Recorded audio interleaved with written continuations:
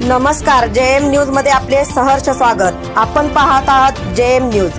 जाणूया आजच्या ठळक घडामोडी। जय महाराष्ट्र। आता सुरू असलेल्या आपल्या सांगली लोकसभेची जी निवडणुकीची जी आता सध्या प्रचार यंत्रणा चालू आहे, त्याच्यामध्ये सुरुवातीला आम्हाला भरपूर त्रास झाला। नाराज गट, काँग्रेस, राष्ट्रवादीचा काही विषय नाही, पण काँग्रेसची उमेदवारीबद्दल बराच वेळ वाया गेला।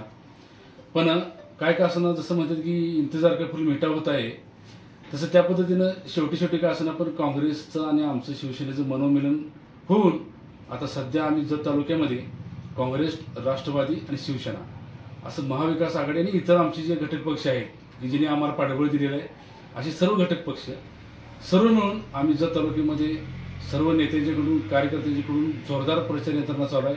अक्षरशः जिथं गावात जाईल तिथं आमची महिला आघाडी, फाल्गुनी शिंदे यांची टीम असेल, युवासेनेची दोरकर टीम असेल, तसेच बंटी दुधाळ तालुका पश्चिम तालुका प्रमुख, पूर्व तालुका प्रमुख नानाद मोठे असतील, असे सर्वांची आणि विशेष सहकार्य असणारे आपले उमेदवारांचे प्रतिनिधी म्हणून काम करत असलेले शशी जाधव असतील आणि इतर सर्व कार्यकर्ते, सर्व काँग्रेसचे तात्या कोडग असतील, आपले चाचा खतीब चाचा असतील, सुरेश शिंदे सरकार असतील, आमदार विक्रमदादा सावंत असतील, असे सर्व काँग्रेस राष्ट्रवादीचे प्रमुख नेते अक्षरशः पेटून उठून धडाडीने कामाला लागलेले आहेत। आणि त्याचा रिपोर्ट आम्हाला गावोगावी आता त्याचं जिथं आम्ही जातोय तिथं अक्षरशः गावातून आम्हाला ह्या भाजपच्या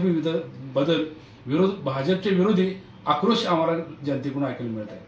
आणि इतका आम्हाला प्रतिसाद जनतेकडून जत तालुक्यातून मिळत आहे की चंद्रदादा या आपकी बार चंद्रहार जसं म्हटलं जाते, तसं नक्कीच आम्ही जत तालुक्यातून चंद्रदादांना भरपूर मताधिक्य आम्ही देऊ आणि ह्यावेळी सांगलीचा खासदार म्हणून चंद्रदादांना निवडून आणू असा आम्ही दादांना शब्द देतो। आणि सर्व मतदार बंधू भगिनींना विनंती करतो, मी सागर पाटील उपजिल्हा प्रमुख या नात्यानं, की तुम्ही एक नंबरला चंद्रदादांचं मशाल चिन्ह पुढचं बटन दाबून सर्वांनी एक शेतकऱ्याच्या मुलग्याला आपण खासदार करूया आणि हा खासदार करायचा जंग मनाशी बाळगा आणि भरपूर मताधिक्यानं आमच्या चंद्रदादांना मशालीचं चिन्हासमोरचं बटन दाबून सर्वांनी विजय करा असं मी सर्वांना विनंती करतो। जय हिंद, जय महाराष्ट्र।